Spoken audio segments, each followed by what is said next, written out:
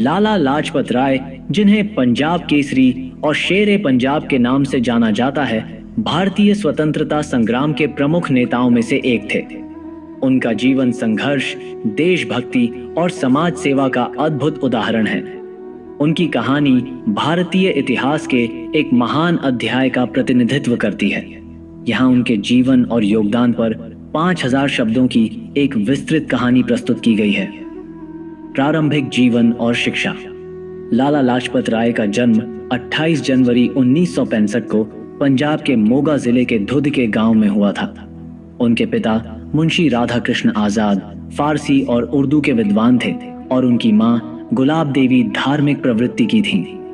इस धार्मिक और शिक्षित परिवार ने लाला जी के व्यक्तित्व को गढ़ने में महत्वपूर्ण भूमिका निभाई। लाला लाजपत राय ने अपनी प्रारंभिक शिक्षा गांव के स्कूल से प्राप्त की। बाद में उनका परिवार लुधियाना चला गया, जहां उन्होंने सरकारी स्कूल में पढ़ाई की। बचपन से ही उनमें शिक्षा और समाज सेवा के प्रति गहरी रुचि थी। 1977 में उन्होंने लाहौर के गवर्नमेंट कॉलेज में दाखिला लिया और वकालत की पढ़ाई शुरू की। इस दौरान वे आर्य समाज से गहराई से प्रभावित हुए। स्वामी दयानंद सरस्वती के विचारों ने उनके जीवन को दिशा दी। वकालत और आरंभिक समाज सेवा। अपनी शिक्षा पूरी करने के बाद लाला लाजपत राय ने 1886 में वकालत शुरू की। वे न्याय और सत्य के पक्षधर थे और गरीबों के लिए निःशुल्क कानूनी सेवाएं प्रदान करते थे। लेकिन वकालत उनके लिए केवल जीविका का साधन नहीं थी, यह उनके लिए समाज सुधार का माध्यम थी। आर्य समाज और समाज सुधार। आर्य समाज के विचारों से प्रेरित होकर लाला लाजपत राय ने समाज सुधार के कई प्रयास किए। उन्होंने जाति प्रथा, बाल विवाह और स्त्रियों की दयनीय स्थिति को सुधारने के लिए काम किया। उन्होंने महिलाओं को शिक्षा देने और समाज में उनकी स्थिति सुधारने के लिए कई संस्थानों की स्थापना की। स्वदेशी आंदोलन और राजनीतिक जीवन की शुरुआत। लाला लाजपत राय ने भारतीय स्वतंत्रता संग्राम में सक्रिय भूमिका निभाने के लिए अपनी वकालत छोड़ दी। उन्होंने ब्रिटिश शासन के खिलाफ आवाज उठाई और भारतीय राष्ट्रीय कांग्रेस के सदस्य बने। स्वदेशी आंदोलन। लाला लाजपत राय ने स्वदेशी वस्त्रों और उत्पादों को अपनाने और विदेशी वस्त्रों का बहिष्कार करने का आह्वान किया। उन्होंने देश भर में स्वदेशी आंदोलन को मजबूत करने के लिए सभाओं का आयोजन किया। राष्ट्रीय शिक्षा। उन्होंने महसूस किया कि ब्रिटिश शासन भारतीयों को मानसिक रूप से गुलाम बनाने के लिए अपनी शिक्षा प्रणाली का उपयोग कर रहा है। इस समस्या को दूर करने के लिए उन्होंने दयानंद एंग्लो वैदिक स्कूलों और कॉलेजों की स्थापना की। कांग्रेस और गरम दल की स्थापना। लाला लाजपत राय बाल गंगाधर तिलक और बिपिन चंद्र पाल के साथ भारतीय राष्ट्रीय कांग्रेस के गरम दल के प्रमुख नेता बने। उनका मानना था कि केवल प्रार्थना और याचिका से स्वतंत्रता प्राप्त नहीं की जा सकती। इसके लिए संघर्ष और बलिदान आवश्यक है। गरम दल की नीतियां। 1. स्वराज्य की मांग। उन्होंने पूर्ण स्वराज्य की मांग की, जो भारतीय राजनीति में एक बड़ा मोड़ था। 2. स्वदेशी और बहिष्कार। उन्होंने विदेशी वस्त्रों और वस्तुओं के बहिष्कार का समर्थन किया। 3. जन जागरण। उन्होंने जनता को संगठित करने और उन्हें स्वतंत्रता संग्राम में भाग लेने के लिए प्रेरित किया। 1907 का पंजाब आंदोलन और निर्वासन। 1907 में जब पंजाब में कृषकों पर भारी कर लगाए गए, तो लाला लाजपत राय ने उनके समर्थन में आंदोलन का नेतृत्व किया। उन्होंने ब्रिटिश सरकार की दमनकारी नीतियों का खुलकर विरोध किया।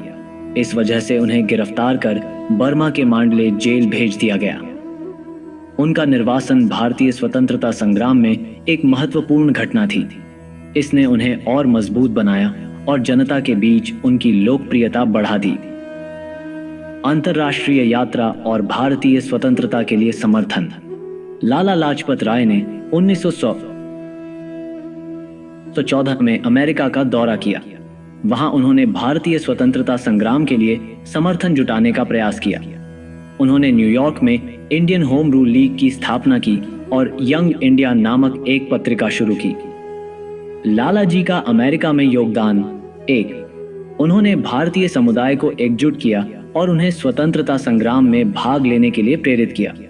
2 उन्होंने अमेरिकी जनता को भारतीय स्वतंत्रता संग्राम के महत्व के बारे में बताया। 3 उन्होंने अमेरिका में कई भारतीय छात्रों की शिक्षा के लिए मदद की। साइमन कमीशन का विरोध और बलिदान। 1928 में जब साइमन कमीशन भारत आया तो भारतीय नेताओं ने इसका विरोध किया क्योंकि इसमें भारतीयों का कोई प्रतिनिधित्व नहीं था।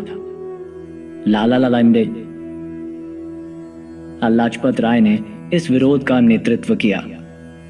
30 अक्टूबर 1928 को लाहौर में एक विशाल प्रदर्शन आयोजित किया गया। इस प्रदर्शन के दौरान पुलिस ने निहत्थे प्रदर्शनकारियों पर लाठीचार्ज किया। लाला लाजपत राय गंभीर रूप से घायल हो गए।